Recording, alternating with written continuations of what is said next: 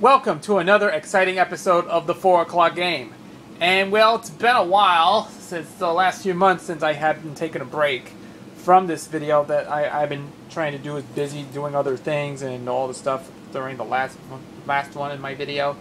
But I'm back and we're ready to do more. And also, just before I start today I'm going to be showing other games that other stuff that happens, but since I haven't done an episode in quite a long time. And then second, this is one of the series that in honor of the the Summer Olympic Games, which is going on in London. And this time I'm going to show it to you right now. So to celebrate the Olympics which is going on in London, I'm going to show 4 games that I have to show it to you. The first is track and field. This is what we do for this month's Olympic month on the 4 o'clock game. First was track and field 2, Capcom's Gold Medal Challenge 92, and last but not least, World Games. These are all the games that I would like to show you today in honor of the Olympic Games, which is going on in London. So we're going to start the first one. This is track and field. I'm going to present today's 4 o'clock game in salute to the Summer Olympic Games. And this is the game came out in 1987 for the NES, made by Konami. There was actually this was actually a great game. It's a mediocre game, and of course there was an original arcade version that was released. It was probably rare and you cannot find in the arcades very often, but you can play the arcade version in MAME. In the MAME emulator. So, just enough said. Let's get. I have to run the bathroom here, so hold on just a moment.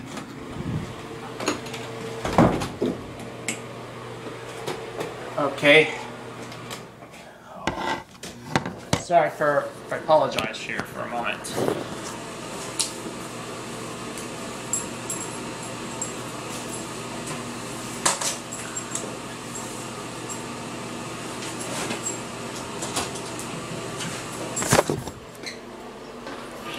Like I said, track and field was actually a mediocre game, but it's one of Konami's earliest attempt to have an Olympic game. But this was Nintendo's decision to release a port of an original arcade game.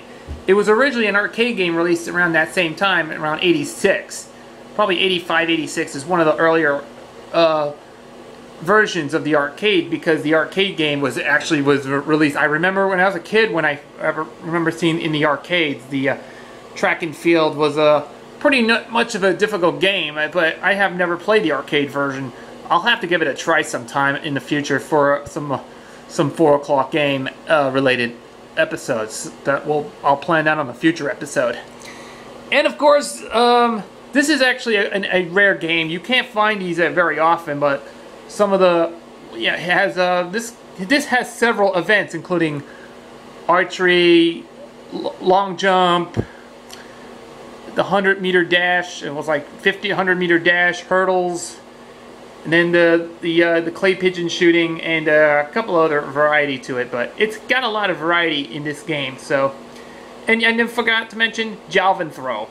I'll play one of those other games that I'm going to be showing it to you, because this game does not have opening and closing ceremonies in the game, but not until Track and Field 2, released on the NES, which was an attempt to have a sequel.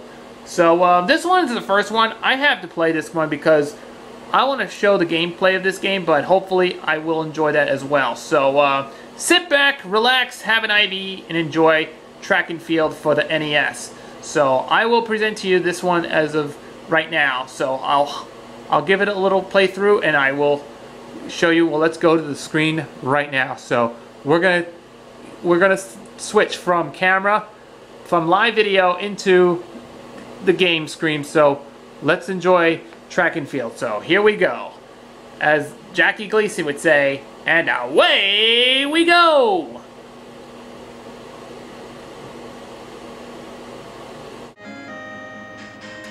Okay, this is track and field for the NES. And as you notice, the title screen, Yep, that was the 8-bit rendition of the Chariots of Fire. You know, if you've never seen the movie Chariots of Fire. Yep, and this is a 1987 game, and let's the games begin. So give you a little, yeah, it's a demo play, but let's forget about that. Yeah, I forgot to mention. Where can I start? Okay, you have to choose an option. You have to choose player A, player B. There's only one player or two players. Well, let's choose one player to be exact.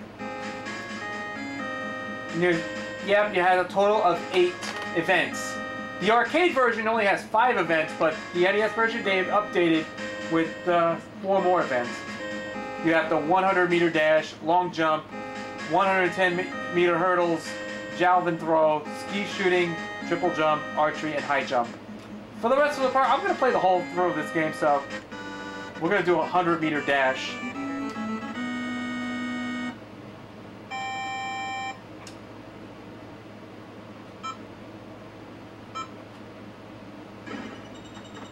Yep, this is the arcade version had voice synthesized, so he says, "On your mark, get set," and then of course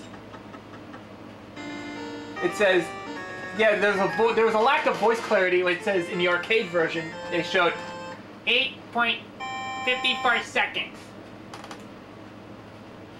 and this is the next event is a long jump. You have to hit the up button. Oops. It's foul. Foul. Okay, foul. Alright.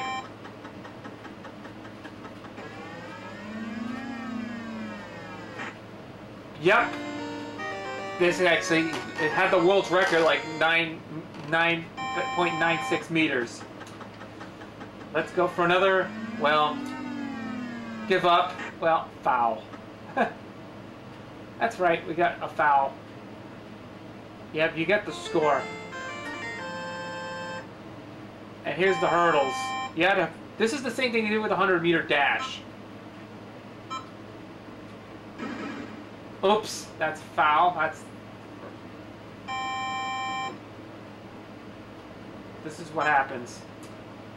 Give it a little try.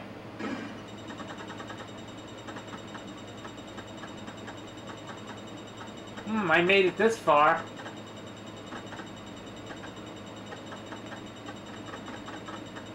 Huh. Yep, the hurdles.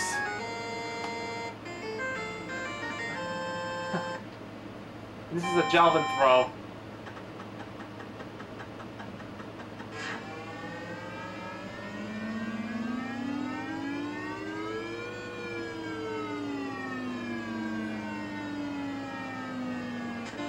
Yep! Got the world's record, 115 meters. It's 100. This is what happens. It's only 100. It's 47 degrees.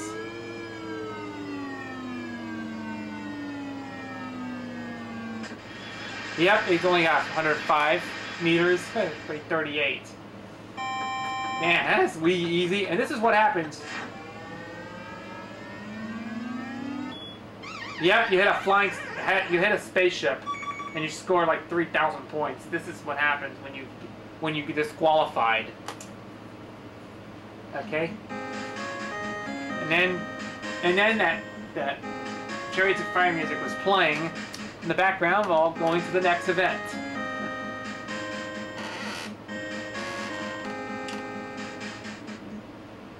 Okay, this is an event we talk about.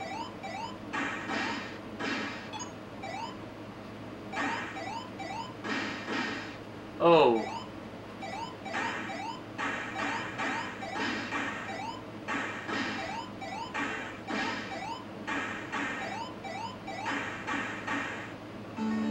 Yep, he missed it. He didn't make it this far, but...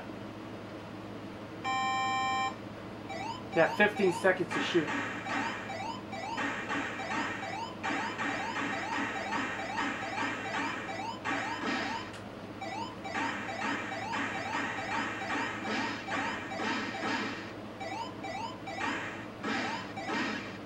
Yep, you get 27.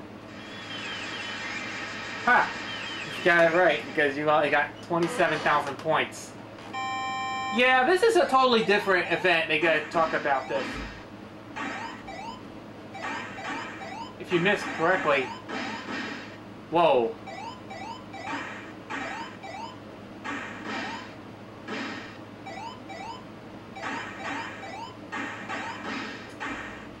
Yep, not bad. You only got 27 chances here, because that's 27 points for him, and yeah, I missed it.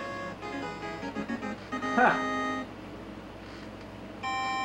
This is a triple jump.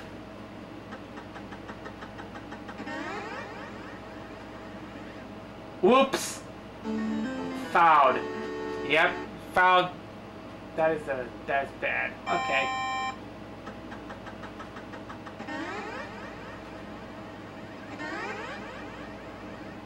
Whoa! They missed the foul! Okay. I don't know how to do this, but this is... I haven't played this game in a very long time when I had played this game, but this is...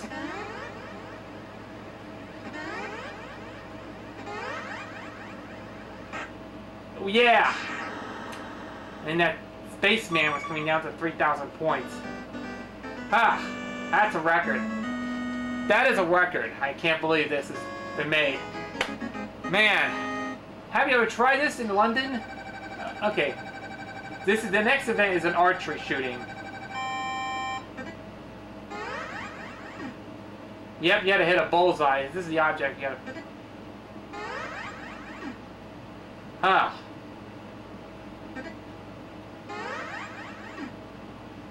Yeah, you gotta hit the...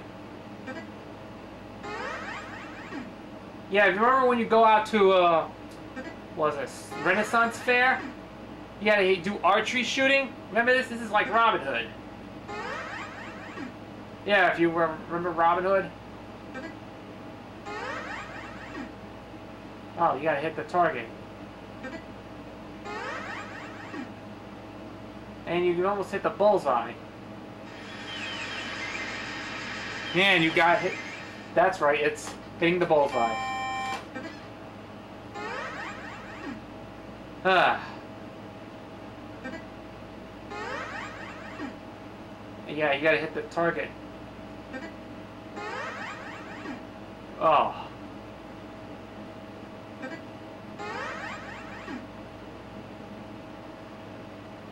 You gotta watch, well, you could time this correctly if you... Yeah, you can hit the 5.5 angle.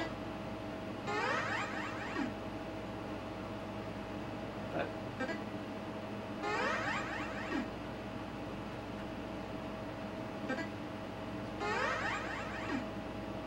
Huh. Yeah, we got... Yeah, second try I did it right. And yep, I got it right this time.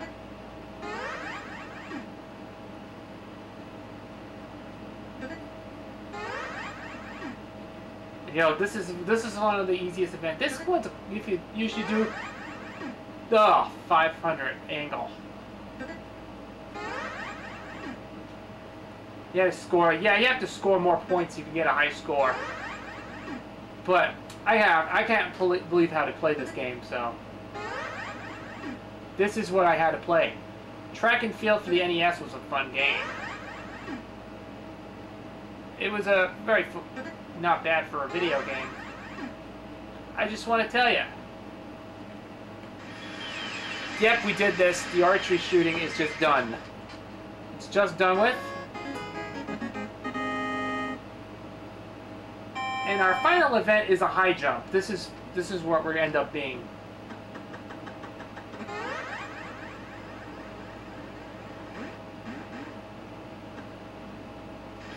Yeah, remember the arcade version, you had to choose the angle. You had to go up there and choose this angle. This is one of the last events. Yeah, you had to push the up button. I know. You hit the button and you can continue to... This is what happens. This is kind of like it's different than the arcade version. I know. I never played the arcade version of this. Yep, 2.26 meters. And there's that spaceman again. Landed to Earth, and yep, 3,000 points. And that's it. That was high jump. Yeah, and this was the only game that did not use the famous Konami tone, such as yeah, that they later used in Castlevania. And look what happened. Yeah, that's kind of different. I don't know why Konami actually used a different tone, voice sound. Yeah, that was actually one of the earliest attempts to do this because yeah, this is way before they used the Konami tone. That was a more traditional NES game that had in later games like Castlevania, Gradius, Contra, and other games uses the classic Konami tone pause sound. And yeah, that was it. And that's enough of that. Well, after the high jump, it goes back to the 100-meter dash to start all over again. Yeah. But yeah, this game has no ending to this game because it has no opening and closing ceremonies in one of those games. But yeah, but I would look into the next game we'll be doing is just pretty much it. I think it's a very shorter game because it's a short NES game, but I don't know. It's a fun. It's very fun to play, and it's a lot of fun. I hope Konami did a great job. They just put they add a few events from the arcade game from the original arcade game and put it in adding new events. They had archery and clay shooting and of course that they adding 2 more events. They have a total of 7. But yeah, it's pretty much of a good game. But there was one event that was not even included in the NES version where Javelin Throw. That was actually later included in the track and field too, which we'll be talking about in the next game. And there was actually there was one. Yeah, that was Javelin Throw was the only event that did not include it in the NES version. I think that's pretty bad. I don't know why, why they should have included it on the NES game. The arcade version of Javelin Throw was good in the original track and field. And this one, I think the NES didn't include Javelin Throw as an event. So they just because it's too cheap to make. But well, that actually was a pretty good game if you like track and field for the NES. This game came out probably around '87. That was like 4 years after the original arcade version of track and field. I have never played, like I said, I never played track and field the original in the arcades back in '83 when I was a kid. But I saw it. I remember as a kid when I saw that in the arcades. But I was trying to recommend. I haven't played this as of yet. So I'll do that in the near future when I'm doing this game. So bear with me, folks, and I will see you in there. But that was track and field for the NES. So now, as of right now, let's go back to our studio. So, in conclusion, track and field would end up being one of the most, most sought after NES title, which is probably the one of the most holy grail in the NES library. If you're an Olympics fan, you should recommend this game. But if you've loved it, if you enjoyed this game, this is a pretty good game if you want to own. But there is actually another sequel which will be coming up in the next episode of the 4 o'clock game, which will be Track and Field 2. So I hope you will enjoy watching this playthrough of Track and Field for the NES. So I will see you probably around sometime for another episode of the 4 o'clock game, which I will be doing in honor of the Olympic Games, which is held in London right now. Because if you watch the Olympics, go watch it. If you're in London, just check it out. So if you want to see it, the Olympics is in London for the 2012 games. But I would like to show it to you right now. But yeah, I have all 4 games lined up for the in honor of the 2012 Olympics, which is held in London. So I will be seeing you sometime along the way in the next episode of the 4 o'clock game, which will be Track and Field 2. So until then, I will see you later.